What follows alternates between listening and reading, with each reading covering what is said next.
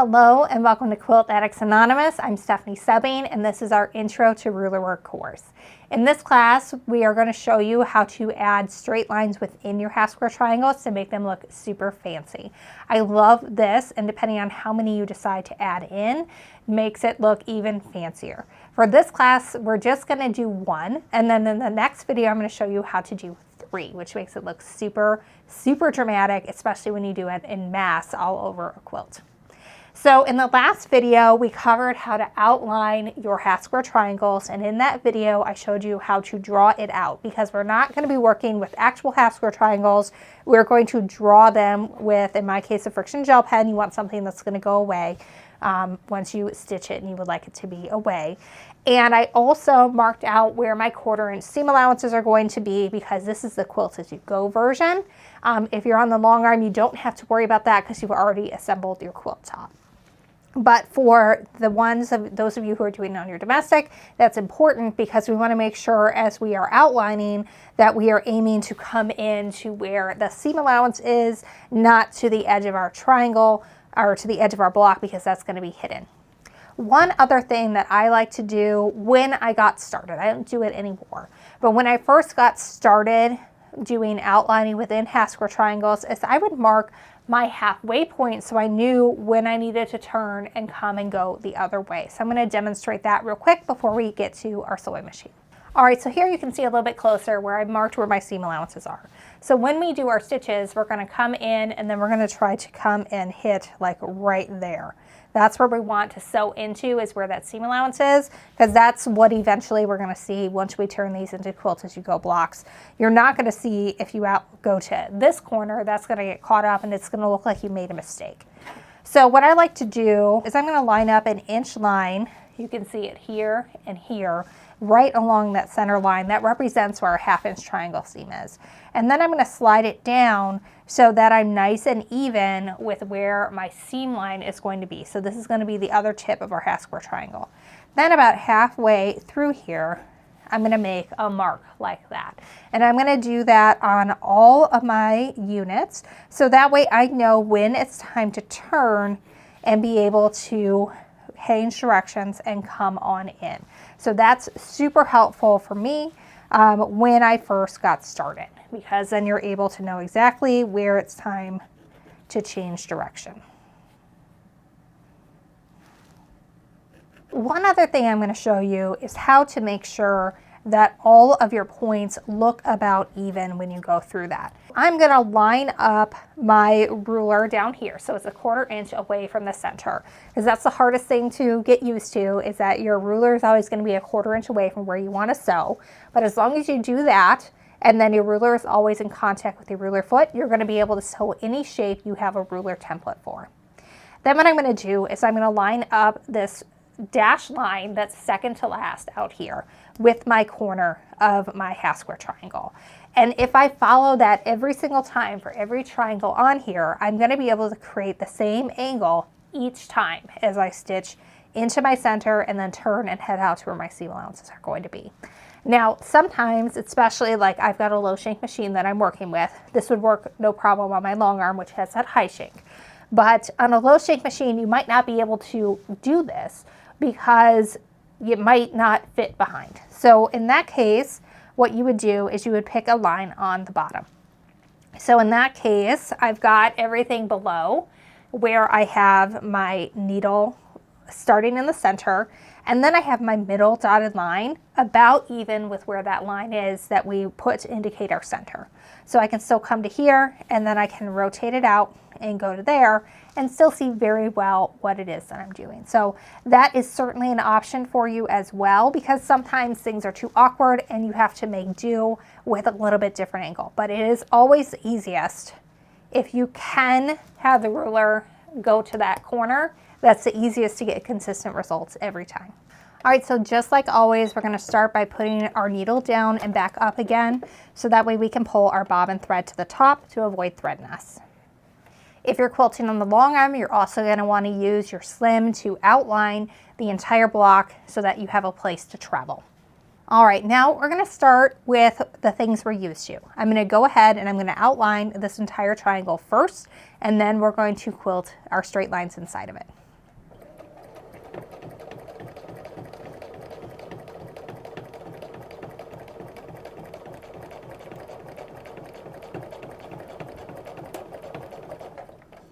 Remember the sweet spot of the ruler and adjust as needed.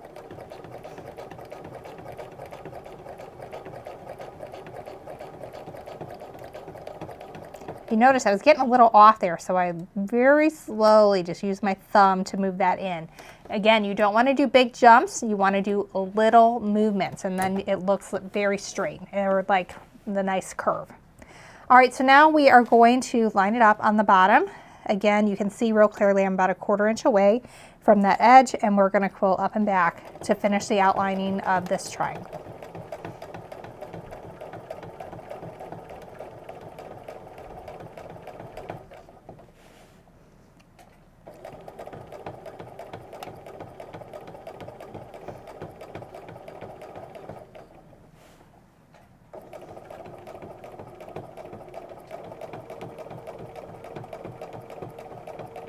Doing a little adjustment because I'm getting a little off, and just slightly moving that ruler.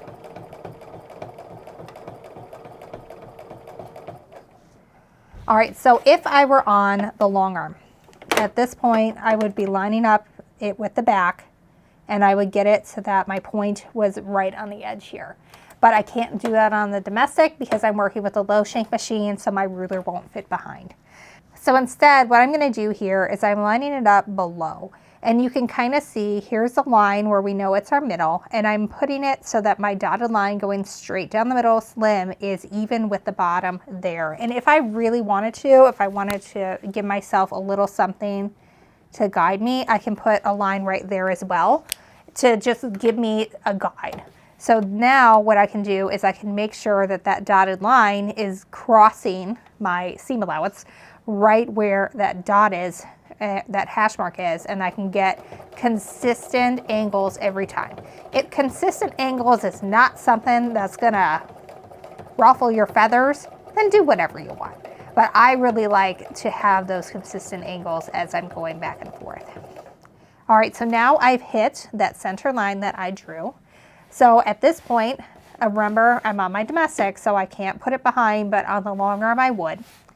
So we're going to line it up so that my ruler is even with my ruler foot, and I'm about 1/4 inch away from where my point is. And we're gonna make our way down. And if you feel like you're a little off, you're not gonna hit that point, do small movements so that you can get back where you wanna be. All right, so that first one is done. I like to do everything I'm going to do to a triangle at the same time so that I don't forget something or miss it. So what I'm going to do next is move on and do my outlining and my inside for my next piece.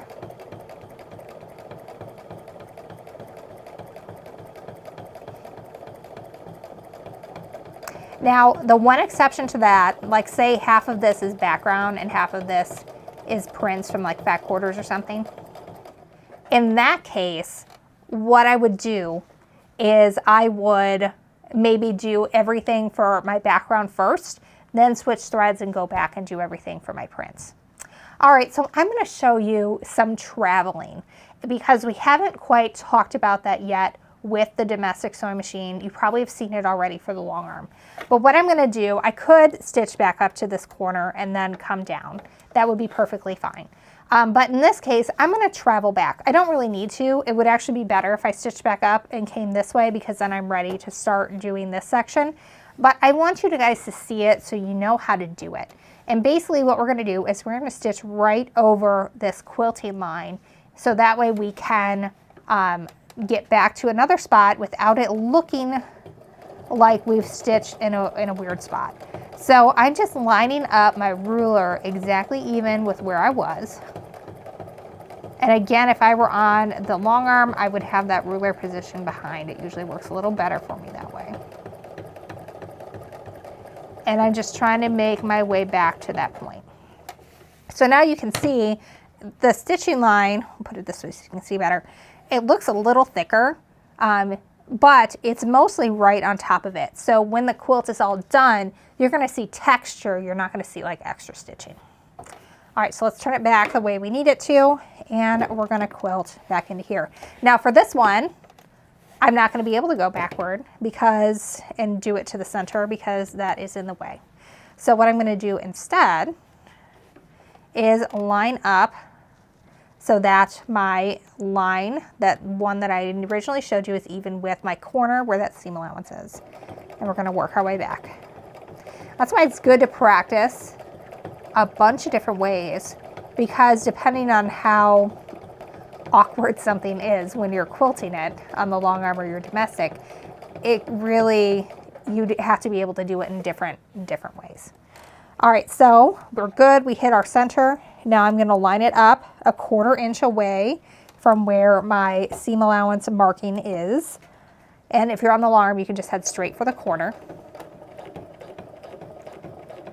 And this is where working on Quilt as you go is a little harder, because you don't have as much for that ruler to grip onto as we're working our way back. So it's a little bit more challenging at this point, but we're going to make it. It'll be fine. All right, so that looks really good. I'm pretty happy with that. My stitch, I got a little fat on some of those stitching lines, so that's why, you know, I don't normally have to work without a stitch regulator.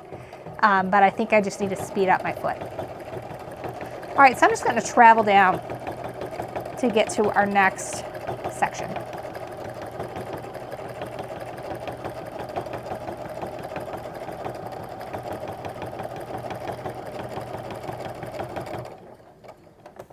All right, so next I'm going to outline and head into my center.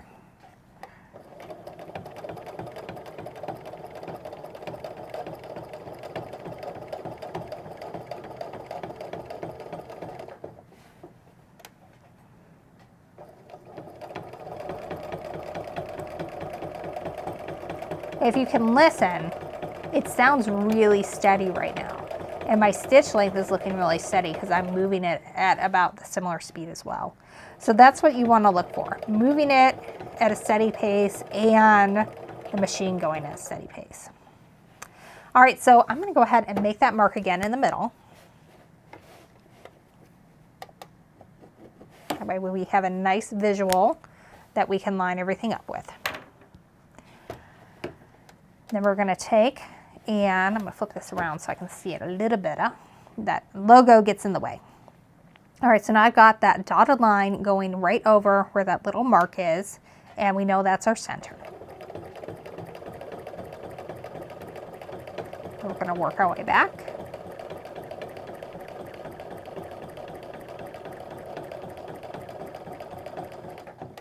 I've hit my center line, so now we're going to head down.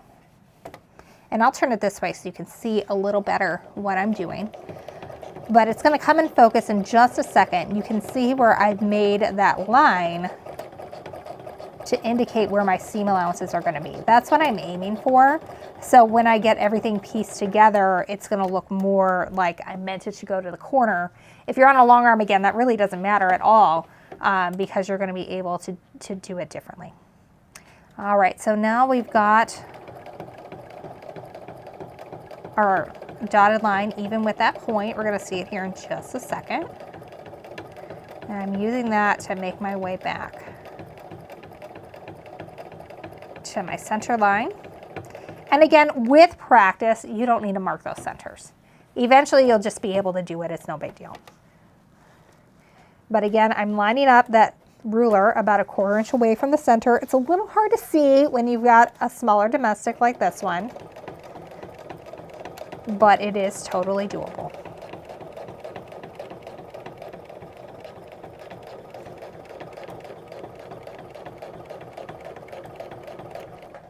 All right, so we've got that entire triangle outlined except for this one, which also is going to move us to our second half. So I'm just going to keep going around using those same techniques, and you guys can watch that happen.